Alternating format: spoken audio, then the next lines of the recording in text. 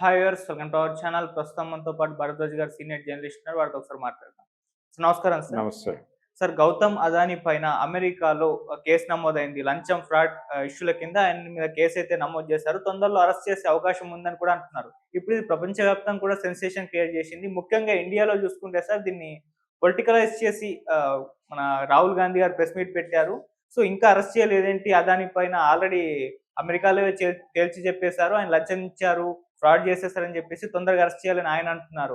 ఇక్కడేమో రేవంత్ రెడ్డి గారికి కూడా అదానితో సంబంధాలున్నాయి, ఆయన్ని కూడా అరెస్ట్ చేయాలని చెప్పేసి ఒకవైపు నుంచి, జగన్మోహన్ రెడ్డి గారికి కూడా అదానితో సంబంధాలున్నాయి, ఆయన్ని కూడా అరెస్ట్ చేయాలని చెప్పేసి ఒకవైపు నుంచి, మోదీ గారికి అదానికి ఆల్రెడీ సంబంధాలున్నాయి, ఆయన్ని కూడా చేసేయాలని చెప్పేసి ఇంకోవైపు నుంచి, ఇలా పొలిటికల్ గా ఇది పెద్ద ఇష్యూ అయితే అయిపోయింది సార్. మొత్తంగా చూసుకుంటే ఏం జరిగింది, మీరేం చెప్తారు సార్ ఇష్యూ పైన? ఇప్పుడు అదానీ కంపెనీల షేర్లు అయితే తగ్గినాయి. అవును. షేర్లు తగ్గడానికి సంబంధించి వీళ్ళు కొన్ని ఈ ఫైనాన్షియల్ రెగ్యులేషన్స్ ఏవి పాటించకుండా కొన్ని అక్రమాలకు పాల్పడ్డారు అనేది, పర్టికులర్గా ట్రేడింగ్కి సంబంధించి, అలాగే తమ కంపెనీ తాలూకా షేర్లను ప్రొజెక్ట్ చేసుకునే దానికి సంబంధించి, ఇలా అంటే సోలార్ పవర్ దీంతో వీళ్ళు ఒక అగ్రిమెంట్ చేసుకున్నారు. ఓకే. దానికి సంబంధించినటువంటి దీనిలో చాలా దాదాపు 1700 కోట్లు పైగా ఆయన ముడుపులు చెల్లించాడు చాలామందికి అనేది వినిపిస్తోంది. దానిలో గత ప్రభుత్వ హయాంలో ఆంధ్రప్రదేశ్లో జగన్మోహన్ రెడ్డి అధికారంలో ఉండగా ఆయన కలిశాడు పర్సనల్గా. కలవటం వాస్తవం. కలిసినప్పుడు ఏవే విషయాలు మాట్లాడుకున్నారు అనేది బయటకు రాలా. అయితే రకరకాల అంశాల మీద స్పెక్యులేషన్స్ ఉన్నాయి. ఆయన పవర్ ఇండస్ట్రీలో ఉన్నాడు. పవర్ ఇండస్ట్రీకి సంబంధించిన గొడవే జరుగుతోంది ఇప్పుడు మేజర్గా. అమెరికాతో ఆయనకున్న వివాదం కూడా అదే. అక్కడ కేసులు పెట్టడానికి కారణం కూడా అదే. దాని మీద రెస్పాండ్ అయ్యి ఇండియాలో కూడా చాలామందికి ఆయన ముడుపులు చెల్లించాడు. జగన్మోహన్ రెడ్డి ఉన్నాడు, అలాగే తెలంగాణకు సంబంధించి కూడా ఉన్నాయి. అంటే అప్పుడు కేసీఆర్ ఉండొచ్చు, ఇప్పుడు మారిన ప్రభుత్వంతో కూడా ఆయన మారిన విధానాలు ఉండుండొచ్చు అదానీతో.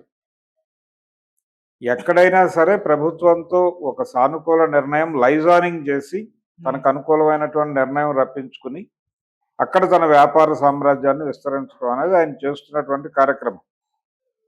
అందులో భాగంగానే కొన్ని సందర్భాల్లో ఇలాంటి కేసులు వస్తాయి ఎవరి మీద అయినా. అదానీ మీద ఇప్పుడు వచ్చింది. ఇంతకు ముందు కూడా ప్రభుత్వం కొమ్ము కాస్తున్నటువంటి చాలామంది మీద ఇలాంటి ఆరోపణలు వస్తాయి.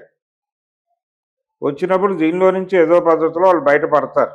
ఆ బయటపడటం అనేది జరిగిన తర్వాత మాట్లాడతారు. ఈ లోపల మాట్లాడరు వీళ్ళు. ఇప్పుడు కొత్తగా అధికారంలో ఉన్నటువంటి పార్టీలతో కూడా ఆయనకు సత్సంబంధాలే ఉన్నాయి. చంద్రబాబు గారితో సత్సంబంధాలే ఉన్నాయి. అయితే ఇప్పుడు జగన్మోహన్ రెడ్డిని ఇరికించే ప్రయత్నం చేస్తున్నారు బలంగా. జగన్మోహన్ రెడ్డి నేరుగా మాట్లాడాడు.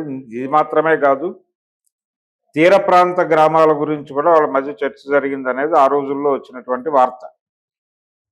అంటే టూరిజం డెవలప్మెంట్ అనే దానిలో భాగంగా తీర ప్రాంత గ్రామాల్లో ఏదో వ్యాపకం లాంటి ఒక వ్యాపారం చేయాలని అనుకున్నారు వాళ్ళు. ఒక రకంగా ఇప్పుడు భారతీయ జనతా పార్టీ భారతదేశ వ్యాప్తంగా ప్రభుత్వ స్థలాల లేకపోతే ప్రభుత్వ ఆస్తులని కాపాడేటువంటి ఒక బృహత్తర కార్యక్రమం నీతి ఆయోగ్ అనే పేరుతో నడుస్తుంది. దాని ఇన్స్పిరేషనే హైడ్రా. ఈ హైడ్రా ఇవన్నీ కూడా ఏర్పాటు చేయటం ద్వారా కొంత ప్రభుత్వ ఆస్తులు పటిష్టంగా వాటిని కస్టడీలోకి తిరిగి ప్రభుత్వం ఆధీనంలోకి తెచ్చుకొని ఇలాంటి కార్పొరేట్లకి కట్టబెట్టేటువంటి ఒక ప్రయత్నం జరుగుతోంది. అందులో అదానీ కూడా ఉన్నాడు. ఇలాంటి సందర్భాలు ఇప్పుడు ఆయనకు సంబంధించినటువంటి పవర్ ప్రాజెక్టు, దానికి సంబంధించిన వివాదం కూడా చూసాం మనం ఆంధ్రప్రదేశ్లోనే. ఏది అక్కడ భారతీయ జనతా పార్టీకి చెందినటువంటి ఒక శాసనసభ్యుడికి ఆ పవర్ ప్రాజెక్టుకి మధ్య జరిగినటువంటి ఘర్షణ,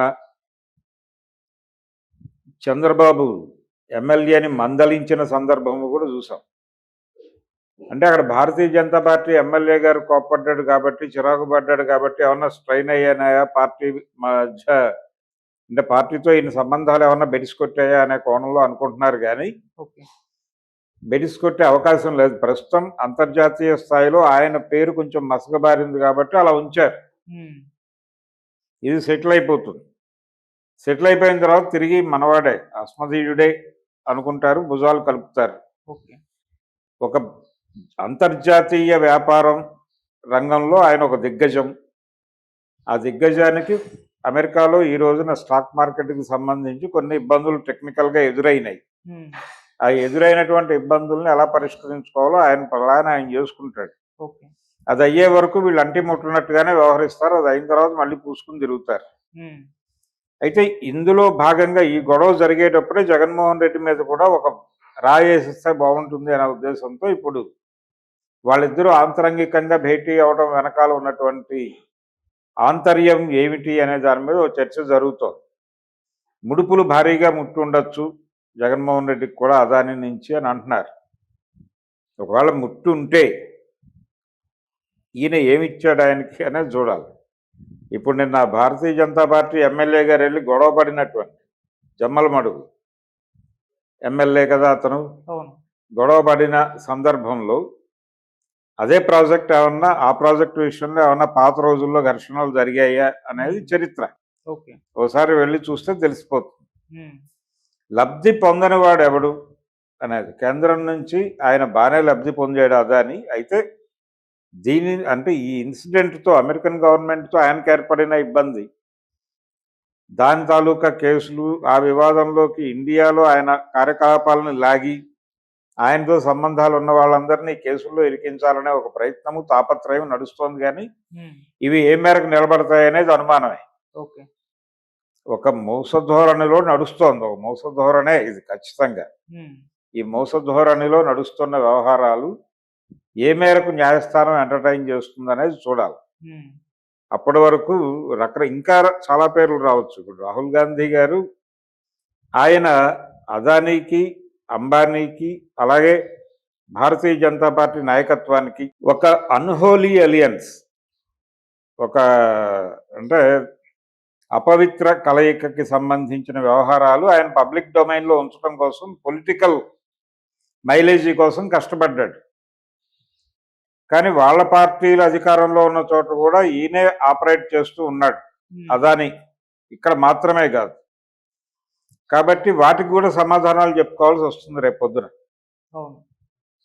అందుకని ఇదంతా కూడా ఒకే తాను ముక్కలు, వీళ్ళందరూ ఒకే తాను ముక్కలు, ఎవరు అధికారంలోకి వచ్చినా అదే జరుగుతుంది. హ్మ్. ఈ ప్రోగ్రామ్ను డిజైన్ చేసిన వాడు మన్మోహన్ సింగ్. హ్మ్. మన్మోహన్ సింగ్ గారు 2 దఫాలుగా ఈ దేశానికి ప్రధానమంత్రిగా వ్యవహరించాడు. ఆయన వరల్డ్ బ్యాంక్ పెన్షనరు. కాబట్టి ఆయన ఆలోచనల మేరకు నడిచినటువంటి పథకాలలో భాగంగానే ఈ గందరగోళాలన్నీ, కార్పొరేట్ నేరాలు అంటారు, హ్మ్. ఈ కార్పొరేట్ క్రైమ్స్ అనేకం జరిగినాయి, ఈ రెండే కాదు. ఓకే. ఇవి రెండు ఇప్పుడు అక్కడ అమెరికాలో కేసులు అయినాయి కాబట్టి ఇక్కడ కనిపిస్తున్నాయి. రేపు పొద్దున వాటిని సటరైట్ చేసుకుంటే ఇవి కూడా ఆటోమేటిక్గా మాయమైపోతాయి. హ్మ్. కాబట్టి అదాని స్ట్రైచర్ ఇది, అదాని పొజిషన్ ఇది అని ఇప్పుడు డిసైడ్ చేయడం కష్టం. హ్మ్. ఆయన డెఫినెట్గా అది రెక్టిఫై చేసుకున్న మరుక్షణం ఇండియాలో విజృంభణ ఉంటుంది. ఓకే. ఇప్పుడు ఎవరెవరు ఏం మాట్లాడారో అదంతా కూడా వాళ్ళ దగ్గర